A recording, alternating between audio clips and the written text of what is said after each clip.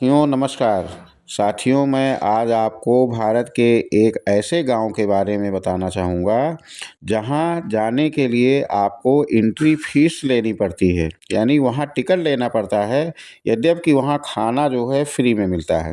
साथियों, आम तौर पर हमें अपने देश के किसी गांव में जाने के लिए किसी की इजाज़त की ज़रूरत नहीं होती है, लेकिन उत्तर प्रदेश के गाजीपुर ज़िले में एक ऐसा गांव बसता है जिसके कायदे कानून किसी बड़े शहर के म्यूज़ियम या अम्यूज़मेंट पार्क जैसे ही हैं।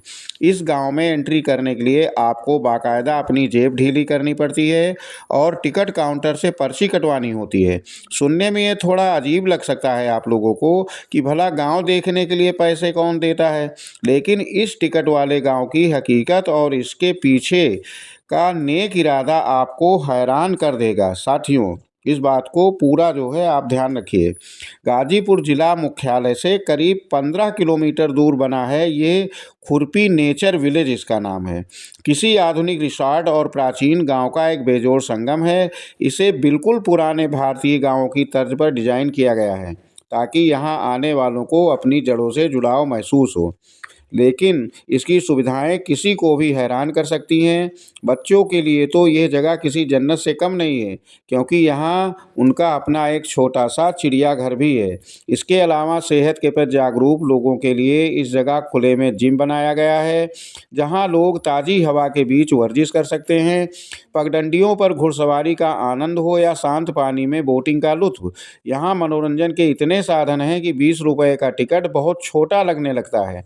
इस गांव की एक और ख़ास बात यहाँ की दीवारें हैं। पूरे विलेज में आपको ऐसी पेंटिंग मिलेगी जो न केवल दिखने में सुंदर है, बल्कि समाज को एक गहरा संदेश भी देती है। अगर आप अपने बच्चों को मोबाइल और गैजेट्स की दुनिया से बाहर निकालकर भारतीय संस्कृति और प्रकृति के करीब लाना चाहते हैं, तो यह जगह सबसे बेस्ट है। यहाँ आकर बच्चों को पता चलता है कि हमारे पूर्वज कैसे रहते थे और प्रकृति के साथ तालमेल बिठाना क्यों हमारा ज़रूरी है।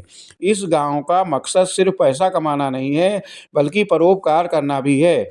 यहाँ प्रभु की रसोई नाम से एक खास पहल चलती है, जहाँ पर हर दिन करीब 100 से 150 गरीब ज़रूरतमंदों को सम्मान के साथ खाना खिलाया जाता है। खास बात यह है कि गांव में पर्यटकों से मिलने वाले पैसे और दान का बड़ा हिस्सा इसी रसोई में इस्तेमाल होता है। गांव के संचालकों का मानना है कि उनके आसपास कोई भी इंसान भूखा नहीं सोना चाहिए।